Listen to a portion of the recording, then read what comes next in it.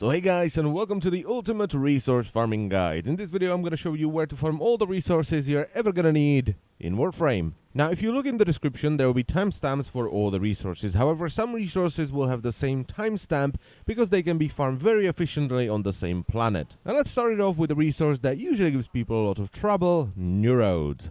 So there is a really easy way to farm Neurodes after you finish the secondary questline. You simply go to the moon missions, you get yourself scanned by the oculists, and they will call in conquilists and battalists. These are a sentient assassination squad and they are considered a mini-boss, so their chances of dropping Neurodes are very high. So just go in, get yourself scanned, wait for them to show up, destroy them and leave the mission, and maybe if you're very lucky you can get Vengeful Revenant as well. Now the mission I would recommend for doing this is the Plateau Crossfire mission between the Grenier and the Corpus on Earth. And I hear some people say, well MC, I have not finished the second dream questline. Well, first of all, go and finish the second dream questline, it's an amazing questline. And second of all, I thought about that and I have something that you can do before you finish the second dream questline to get Neurodes. Now for this we have to go to Eris and we're gonna do one of the Hive missions. Now, hive missions are pretty simple. You go in, you destroy 5 tumors, you break a hive, and you do this 3 times, and you're done. Now, you may have noticed that there are also 3 caches that are hidden throughout the mission, and these work pretty much like the caches in Void Sabotage. Every cache you open is gonna give you a bonus item, and the more caches you open, the higher quality they're gonna be. Now, why am I telling you this? Well, because these caches can give you Neurodes, and when you combine it with the fact that Eris already has Neurodes in the drop table, you can get quite a few Neurodes. However, this isn't as good as farming Sentients on the moon. So if you really want to farm Neurodes, go and finish the second dream questline and farm Sentients on the moon. And that's it for Neurodes. Let's move on to Gallium.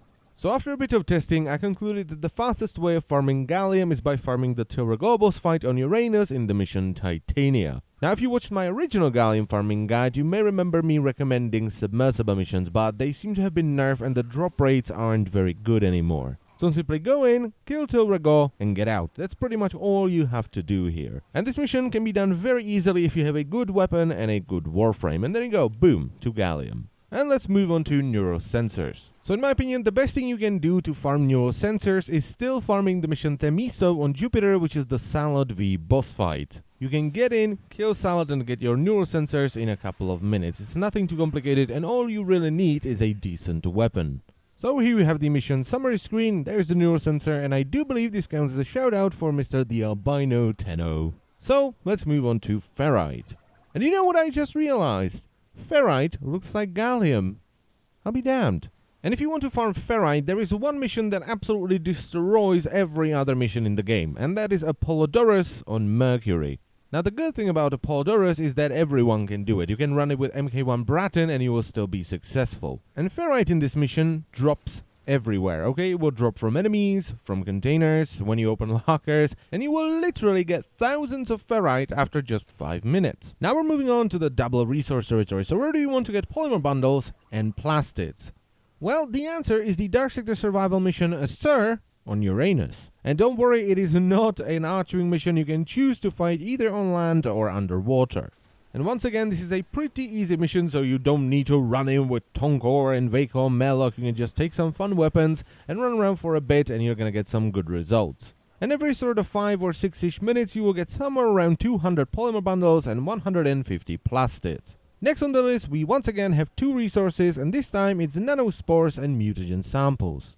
And for those resources, you want to go into the Orokin Detonite, and it doesn't really matter which mission you do, because even if you do an Exterminate mission, you're still gonna get a ton of Nano Spores and quite a few Mutagen samples. Now, Detonite isn't very hard to do. All you need is a decent frame and a decent weapon, and if you're running just a Exterminate and you have the balls to do it, you can equip yourself with one of the Vault keys, and you have a 1 in 4 chance that if you find a vault, you will be able to open it and get a corrupted mod out of it as well. Moving on to Morphics and Salvage. And if you want to farm these 2 bad boys, you have to go to a mission that I've yet to find the correct pronunciation for, the Wahiba Dark Sector Survival mission on Mars. And this mission is excellent for farming both resources, because Mars has 1 common resource, 1 uncommon resource, and 2 rare ones. So both Salvage and Morphics will drop like candy, because Salvage is the only uncommon resource that can drop, so it will drop all the time, and Morphics have higher priority than Gallium, so you will get a ton of Morphics as well. So here is once again the mission summary screen. After sort of 5-ish minutes in the survival, you can see a ton of salvage, quite a few Morphics, and also quite a few Fieldron samples. So if you want to, you can also farm Fieldron samples in here, but I do have a mission that I will show you later on that drops them even more often.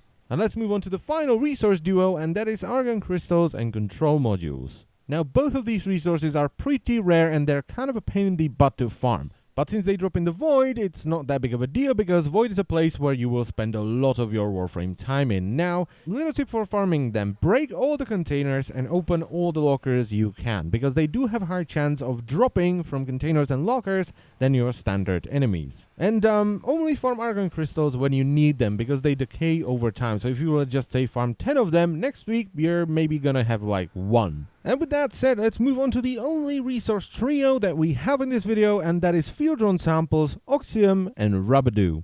And yes, there is a mission that's really good for farming all 3 of those, and that is the mobile defense Baal on Europa. For some reason, this mission just has really good spawns, which results in a lot of resources, and it also has a lot of Oxium sprays, which results in a lot of Oxium. And if you bring a couple of friends, the spawns are going to go through the roof, so you're going to get even more Oxium, even more Rubedo, and more Fieldron samples. So let's take a look at the mission summary screen once again. There we go, pretty good results, I am happy with that. Moving on. And now we come to the king of all farming spots, that is Draco, where you can farm alloy plates, circuits, Orokin cells, and Detonite Ampules. Basically, if it drops on Draco, you should farm it on Draco. There's always a lot of punk groups that run Draco, the spawns are through the roof, there's a bunch of Eximus units, sometimes there is even a Manic there, and if you stay for 4 rounds, you will get a Tower 4 Void Key. And I didn't even mention the fact that Draco is probably still the best experience farm, which means it's also the best focus farm. So as I've said already, if it drops on Draco on series, you should farm on Draco on series. So let's once again take a look at the mission summary screen. This is after only 1 round on Draco, and the results are pretty damn good. And then there is Tellurium, and I think we can all agree that Tellurium sucks. I used to farm it on Uranus in the submersible missions, but I don't seem to get any Tellurium there anymore, so you'll probably have to do Archwing missions, and I'm not really gonna help you with that too much, because you can see my Odonata, which is the basic Archwing, is level 14. But as far as I know, the best mission type for farming Tellurium is the interception missions. That's pretty much all I have for Tellurium. Now I should also say that throughout this entire video I did not use any resource multiplication abilities like Desecrate from Necros or Pilfering Swarm, and I also wasn't running a resource booster, so your results should be pretty similar to what I got in this video.